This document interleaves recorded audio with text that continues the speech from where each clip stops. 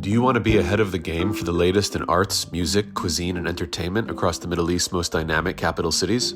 Al Monitor is proud to launch our City Pulse newsletters, focused exclusively on local news, starting in Riyadh, Dubai, Istanbul, and Doha. Each week, our on-the-ground writers in these cities cover the latest cultural happenings and trends, so you have everything you need to know for the best local experiences. To subscribe for free, go to almonitor.com, that's al-monitor.com, and sign up on our newsletter page. Welcome to On the Middle East, Al Monitor's conversation on the big and interesting stories in the region. My name is Giran Ozcan, and today I'll be looking at the Turkish government's ongoing effort to end a 40-year-long armed campaign led by the outlawed Kurdistan Workers' Party, or PKK, for Kurdish self-rule inside Turkey. The latest stab at peace doesn't feel much like one, as authorities escalate a crackdown against Kurdish politicians and activists across the country. However, the imprisoned PKK leader Abdullah Ocalan is expected to call on his men to lay down their weapons in the coming days. That, anyway, is what leaders of the biggest pro-Kurdish party, who are carrying messages between him and PKK commanders in Iraqi Kurdistan, say. With us here to discuss the latest developments is Giran Ozcan, Executive Director of the Kurdish Peace Institute in Washington. So welcome to our program, Giran. It's great to have you. Thank you very much for having me again. So there's a lot of buzz about Abdullah Ocalan and this message that he's meant to be putting out any time now. I mean, we were expecting it on February 15th, but that didn't happen. And now we had the co-chair of the DEM party, Tülay Hatimulları, say today that, by the beginning of next month at the latest. So what do you expect Abdullah Ocalan to say in this message? Well, I think firstly, if I can just quickly respond to the timing of all of this, we've known of some sort of a message of actually this process in general since October last year. And it has now cultivated in everyone expecting a message from the leader of the PKK, Abdullah Ocalan. And a lot of people have already said it's going to be a video message. And 15 February, as maybe some of your listeners will know as well, is the anniversary of the day Abdullah Ocalan was captured and handed over to the Turkish government. And so it was a symbolic date that a lot of people had floated around. And ultimately, we're past that date and the video message hasn't come yet. But what I can tell you is that the movement that Abdullah Ocalan leads and all of its constituent parts have already stated that they will follow in Abdullah Öcalan's directions, see him as their lead negotiator in any sort of process with the Turkish government, and have already stated that they will accept his guidance and direction. So on the movement side and on Abdullah Öcalan's side, everything seems pretty much set. The scene is set for this to become a publicly handled and publicly a public process. But the delay, I assume, actually, at this point, is coming from the government side. It seems they're not fully prepared for what might come of this. They're preventing or delaying, at the very least, this message of coming out. And what we expect is that this message will call for some sort of a cessation or termination of hostilities between the PKK and the Turkish government. Other words of dissolution, disbandment, laying down arms, burying arms have all been floated. But at the very least, I think at this point we can say that a call to a peaceful dialogue, a peaceful process, and the cessation or termination of hostilities between the PKK and the Turkish government.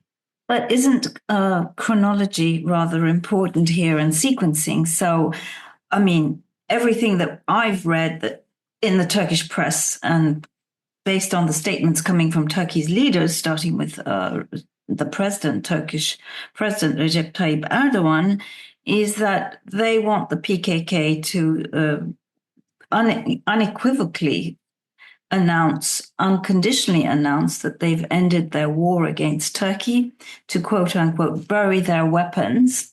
And they want the PKK to also withdraw from northeast Syria and for their forces there to disband, to disarm as well, and for whoever is left behind who are connected to the movement but are Syrians to join the Syria's new army and basically pull the plug on more than 12 years of self-administration there. Are those demands realistic, and are they likely to be conveyed by Öcalan?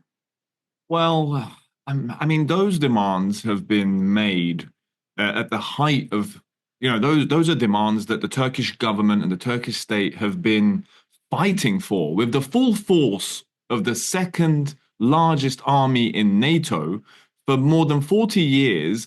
These are the war goals of the Turkish government to end the PKK, to ensure that no such Kurdish political rights demand is met. I mean, for more than 40 years, the Turkish government, as I said, with the full force of the second largest army in NATO, has requested or demanded, I should say, the end of the PKK. They fought for this politically, economically, militarily. Now, after more than 4 decades of not obtaining or hitting its war goals, it can't just now do the same thing by asking politely. It can't just all of a sudden, after 4 decades of war, sit down and say, well, we're going to ask this time that you do this in a nice way. I mean, that doesn't make sense. This is something, what you're outlining and what you're right, a lot of the Turkish media have been outlining about what the ultimate goals of such a process would be, are the exact same goals that the Turkish army have been fighting for. Hold on, Giran, you say nice, asking nicely. I don't see anything nice about the Turkish government's behavior. I mean, they've already stripped 9 democratically elected mayors from office in the southeast of the country. They keep arresting people on, the thinnest evidence that they're somehow acting on behalf of the PKK. So you have that crackdown ongoing in Turkey, at the same time attacking the SDF, the Kurdish forces in northeast Syria, and killing civilians in the process. I mean, there's nothing nice about that. So what I'm trying to say is that the goals that you outlined that the Turkish government have at this point have been the same goals for more than 4 decades. That's what I'm trying to say. That its war effort against the PKK did not succeed in attaining these goals. So how can it possibly demand the PKK to just end itself and end everything that it's been fighting for more than 4 decades without any kind of negotiation or without any kind of, at the very least, compromise on certain issues? So, you can fight for almost 50 years now and not hit any of these objectives, but suddenly during a peace process, you can just demand all of them in one go. I don't think either side is going to get it's everything that it desired out of this decades-old. Are you saying, Giran, that Turkey has, as usual, deliberately set the bar really high, but that the reality is that they're going to settle for less? And so what is the less that they'd settle for look like, in your view, for the Turkish side? And then we'll get to the Kurdish one. Well, I hope there are some rational and smart minds in the Turkish establishment to see an opportunity here whereby they essentially give the Kurds their basic human rights. I mean, the absolute minimum should be giving the Kurdish people their absolute basic minimum human rights. And that includes things like no language bans. I mean, still, it's almost impossible to name a child using the Kurdish alphabet in Turkey. The letter X is almost synonymous for terrorism in the Turkish criminal law space. So at the very minimum, there has to be some sort of recognition of the Kurdish people as a people, and maybe constitutionally guaranteeing the Kurdish identity, then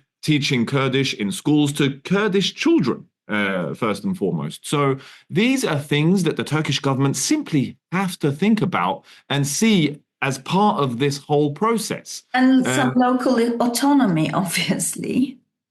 I mean, the local autonomy side, I think, is something that's going to be negotiated on over a certain amount of time. No centralized authority ever willingly relinquishes power. So that's going to be, I think, a bit of an arduous process. But a lot of European countries, a lot of countries that set standards on these issues have been able to implement these. So I don't think the Turkish government or the Turkish state should be worried about those kinds of... Yeah, but I mean, these are all given, but do you have any sense that Turkey is now ready to do this?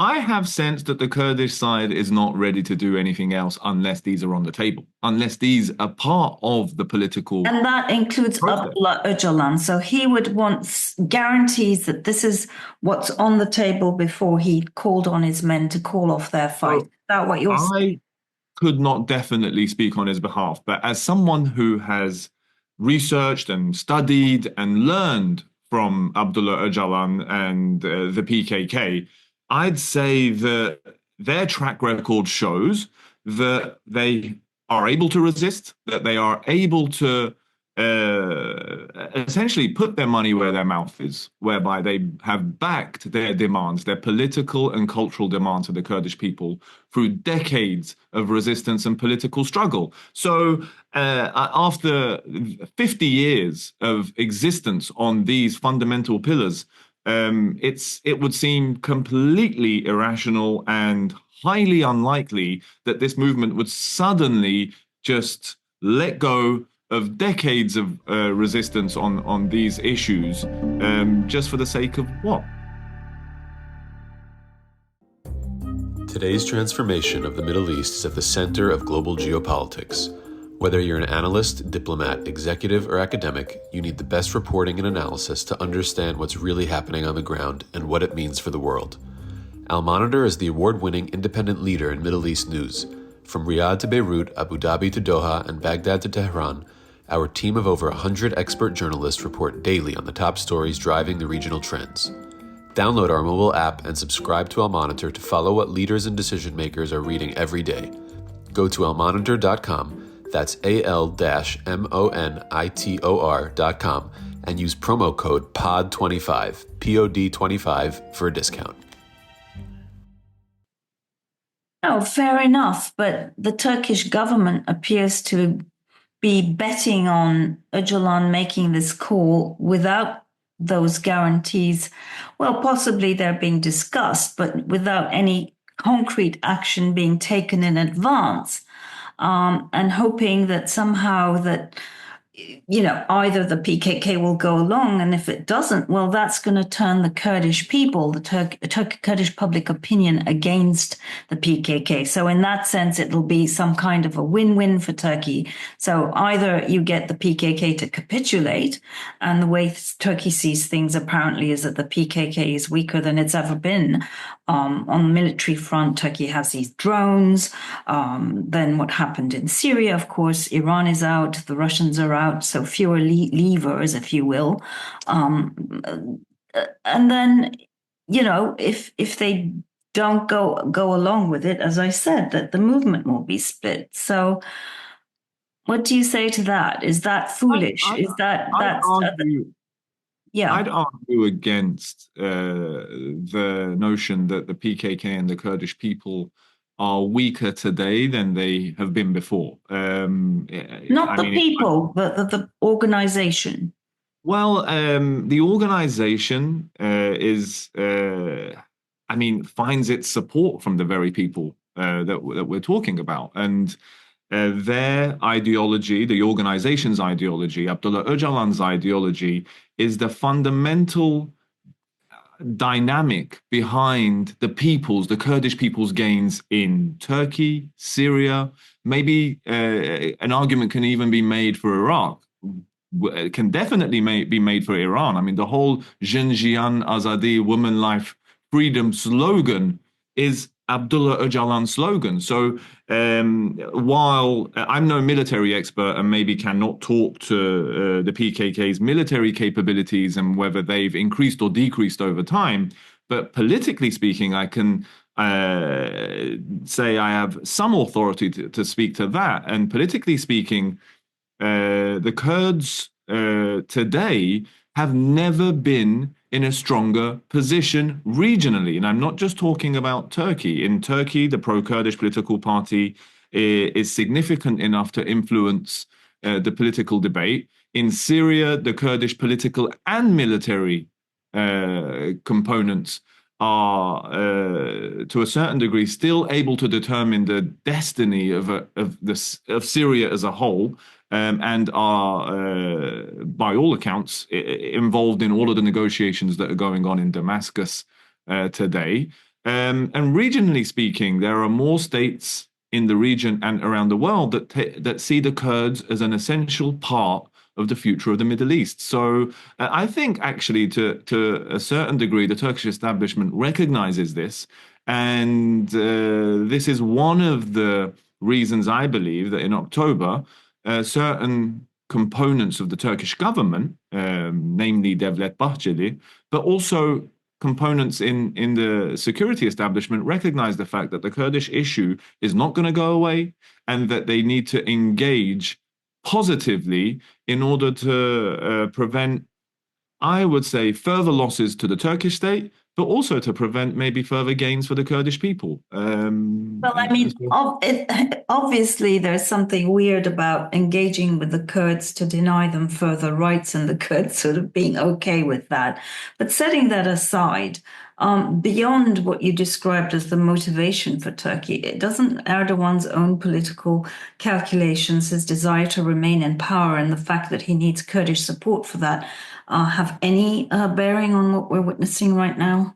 I think I lost the naivety to think that anything in politics happens without political calculations. That naivety, I think, left my mind and body years ago. So I understand the personal political calculations play a significant part in all of these developments. And so be it. In all honesty, a lot of these developments don't come about without people recognizing that this is in their political interest. So if these political interests have aligned to ensure a peaceful resolution of the Kurdish question, then whatever the case may be, I'm all for it. And the argument here goes that should there be a Kurdish-Turkish peace if this means more authoritarianism in Turkey? The answer to that is yes, there still should be, because we have two scenarios. Yes, Turkey is hurtling down this authoritarian route that isn't beneficial to anyone. But we have two scenarios whereby we can have an authoritarian Turkey where Kurds die on a daily basis, or we can have an authoritarian Turkey where Kurds don't die as much on a daily basis. I prefer the one where the Kurds don't die as much. This doesn't mean that the struggle against authoritarianism in Turkey ends. It by no means does. But we should also mention the Turkish soldiers who die in this war. So there'll be fewer Turks dying, or whatever their ethnic background, but fewer people dying, Giran. So yeah. So people dying is the first thing you need to stop. You cannot say that while we're fighting against authoritarianism in Turkey, this conflict should continue. I don't think anyone's making that argument, but people need to connect the dots here and say that whatever it takes, people should understand that a peace process between the Kurds and the Turks would be beneficial to everyone. I'm not even talking about the political ramifications, how a Kurdish conflict that's solved would have positive political ramifications for the whole political spectrum in Turkey. I'm talking about the very fact that we're going to be saving lives, but the struggle against authoritarianism continues. Well, I mean, the Turkish part seems much easier to me. I can see how the PKK would be okay with ending the war because, I mean, it would be almost making a virtue of necessity given that its activities inside Turkey are now very limited. So, yeah, but Syria to me seems like the really tricky part. And everything I hear from anyone I speak to on this issue is that that's where these talks are getting blocked because the PKK is not interested in making major concessions in Syria in exchange for whatever it is that Turkey is offering inside Turkey for the Kurds. And of course, frankly, I find it very puzzling that Turkey would consider itself, like even in a position to dictate the future of, the Kurds in a country that's not their own. But setting that aside, how do you unblock that? So I think you simply cannot separate the two. Firstly, the border, for example, in Kamishlo, but the Syrian-Turkish border goes through neighborhoods in the same city. You simply can. You have cousins, Kurdish cousins, families separated by this border. The Kurdish issue, especially in the last 15 years, has transcended the national borders of Syria, Iraq, and Turkey.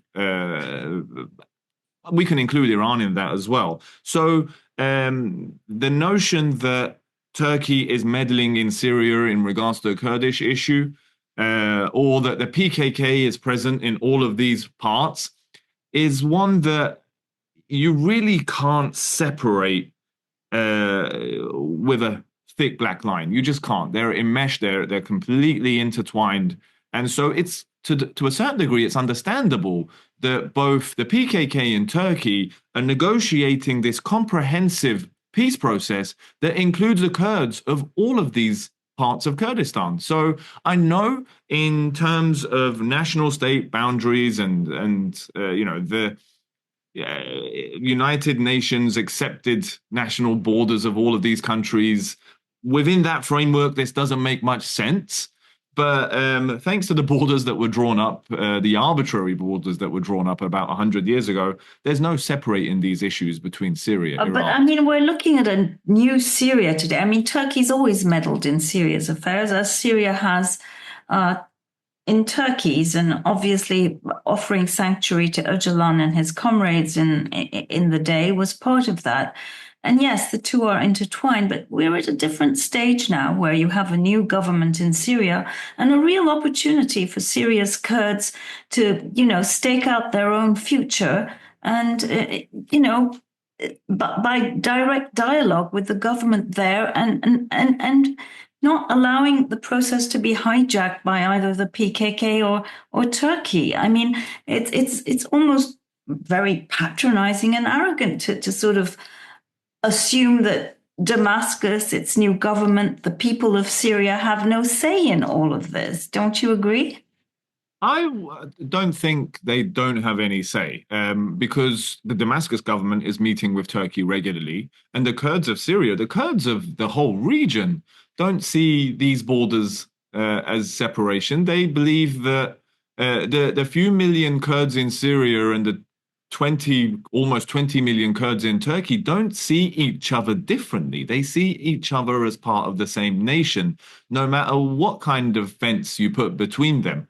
So I, as someone of Kurdish ancestry, believe that Kurds all over the region, every Kurd in the region's destiny is connected to the other.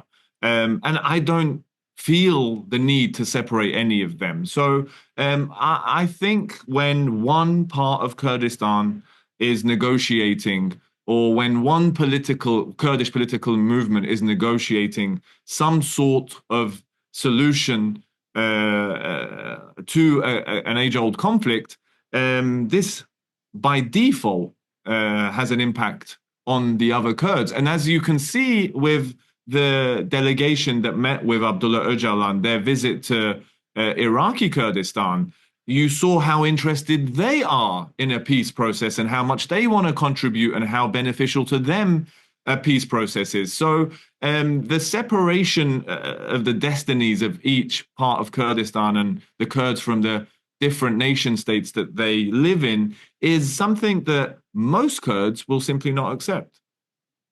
I can see that, and that's what spooks Turkey and probably spooks Damascus and Baghdad and Tehran. So Understandably so, and that's there's what so many contradictions, and it's so hard to untangle them. But optimally, you would hope that Turkey reaches a deal with Öcalan and the PKK, one that is just and offers a better future to Turkey's own Kurds, and at a minimum includes ceasing all hostilities against the Kurds of Syria and just letting them get on with their lives and figuring out their own destiny with their own government. Well, Giran, thank you so much for joining us here today. And I'm sure we'll have lots more to talk about once Abdullah Öcalan has put out his message. But you're fairly confident that there is a message coming. I am fairly confident, and the ball is squarely in the Turkish government's court. We're waiting on them to allow for this process to move along and bring about an end to this conflict. Okay, well, Gelek Spas. Thank you very much. And this brings us to the end of today's podcast. I hope you will join me in the next episode of On the Middle East. Thanks for tuning in, and goodbye.